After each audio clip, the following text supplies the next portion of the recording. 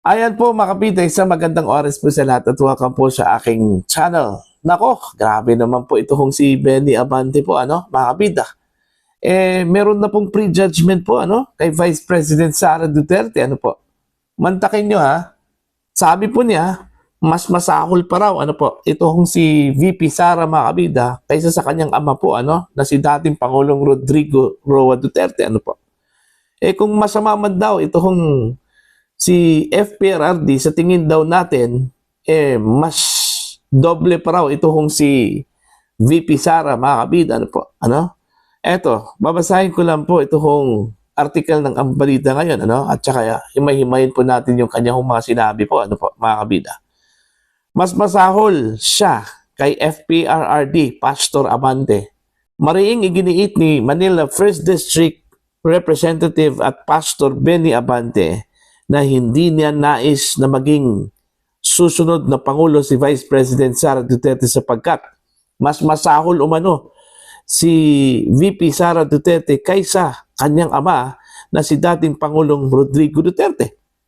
Sa kanyang diretsahang pananalita, sinabi ni Abante, ayaw kong maging Pangulo siya kung naniniwala tayo na talagang masama ang dating Pangulo, mas masahol pa siya. Ibig sabihin po si Vice President Sara Duterte mga kabida, Okay?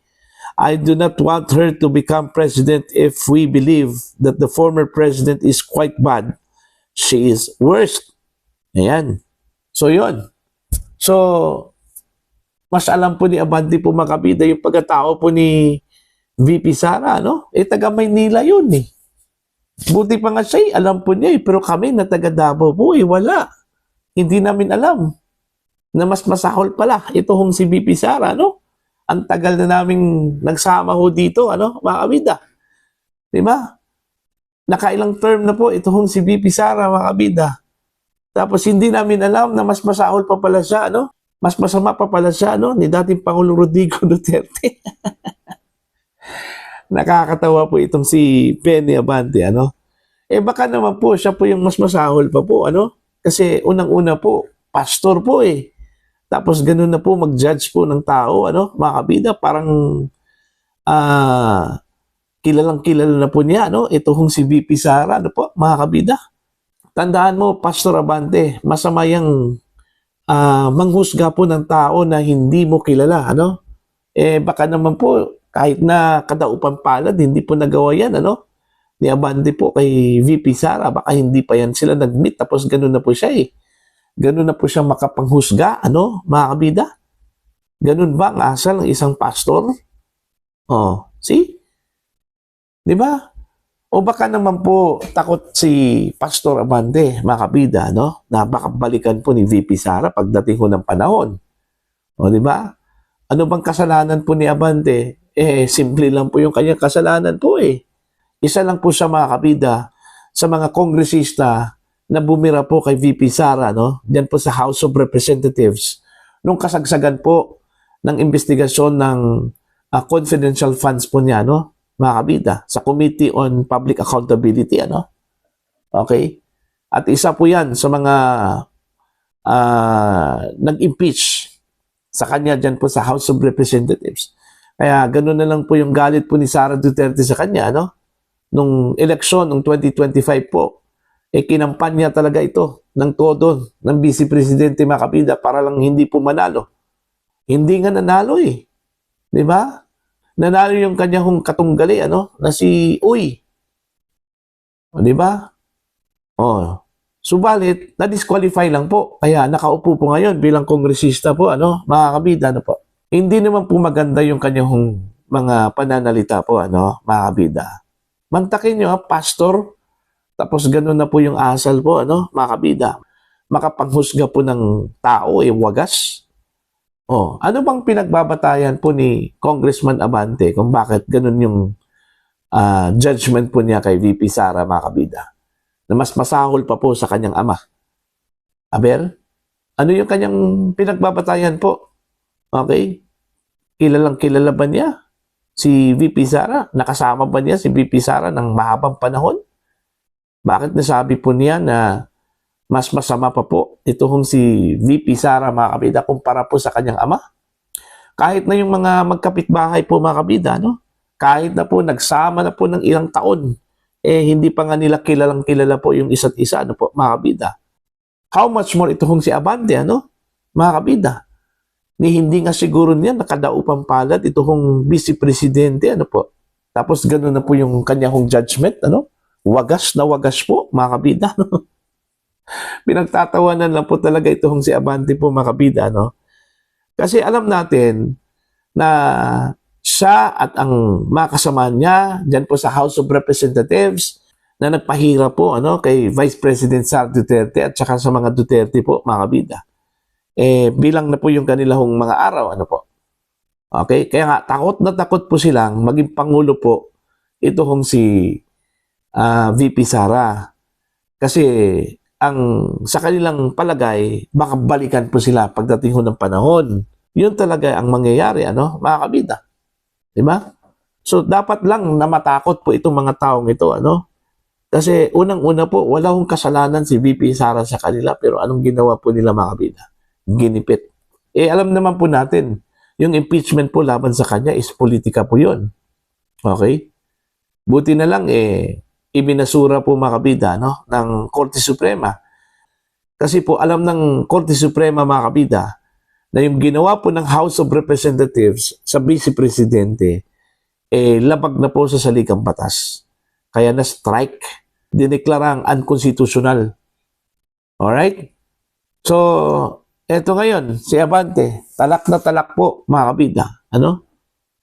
Kasi, ang laki din ng galit po siguro ni Abante kay VP Sara. Mantakin nyo, natalo po for the first time sa kanya hong distrito.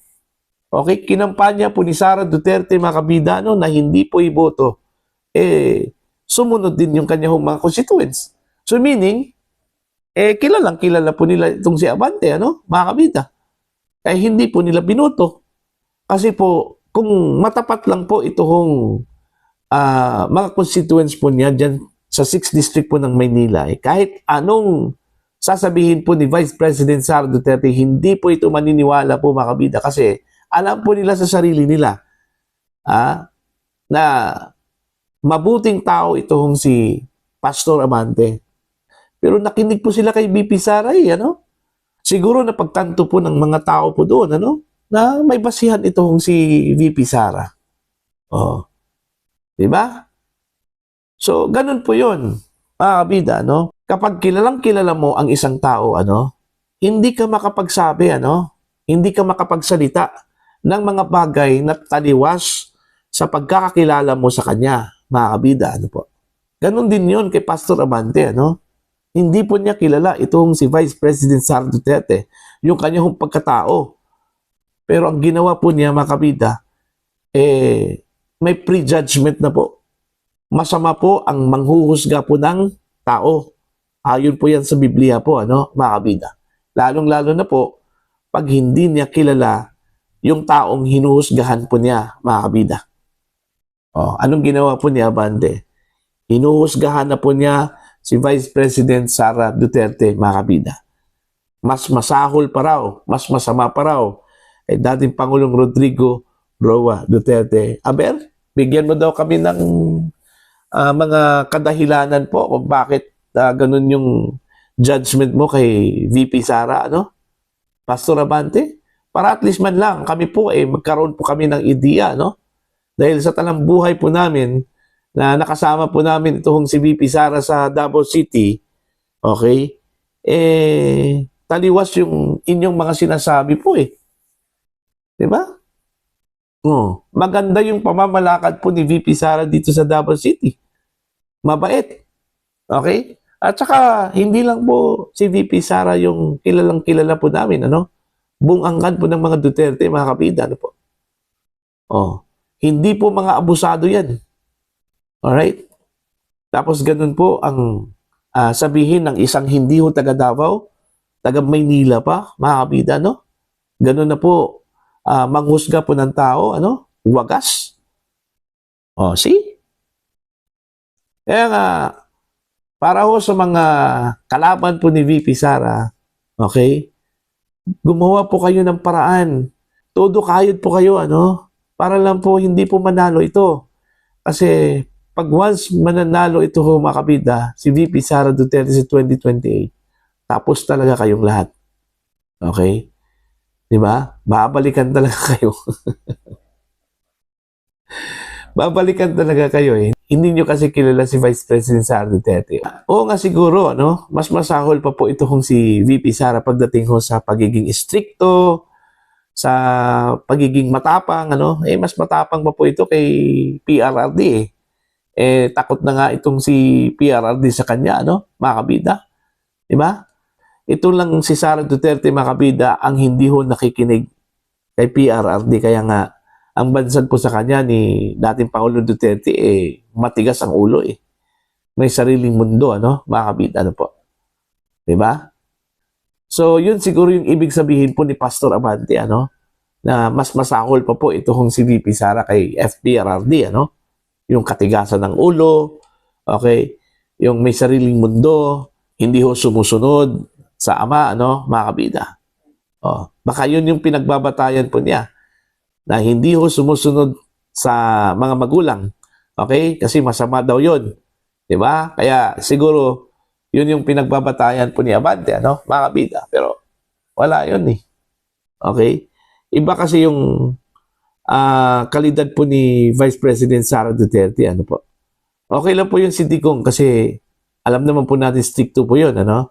Pero iba kasi yung pagiging stricto po ni VP Sara, mga kabida. Pag sinabi po ni VP Sara na hindi, hindi talaga. Non-negotiable po yun. Okay?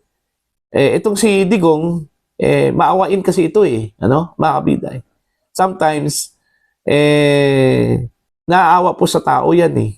Normal lang siguro yun, ano? Na pag maawa ka sa isang tao, may konsiderasyon, ano? Pero itong si VP Sara, pag puti, puti talaga. Pag itim, itim. Hindi po pwedeng maging puti ang itim. O ganun po. Kaya takot na takot itong mga kalaban ni Sara Duterte sa kanya. Kaya ayaw ho nilang maging presidente po ito. Dahil tapos yung kanilang maliligayang araw po, mga kabida. Pag naging presidente na po itong si Vice President Sara Duterte. Okay? So para po sa inyo, ano po ang inyong opinion at pananaw ho dito sa panghuhusga po ni Pastor Benny Abante po, mga kabida, no? Kay Vice President Sara Duterte, ano po. Okay? Please comment down. Sa mga hindi pa po subscriber sa channel, please subscribe. Just click the subscribe button. Click the notification bell, click all para updated po kayo, mga kabida, sa aking mga uploads. Maraming salamat po sa inyo lahat.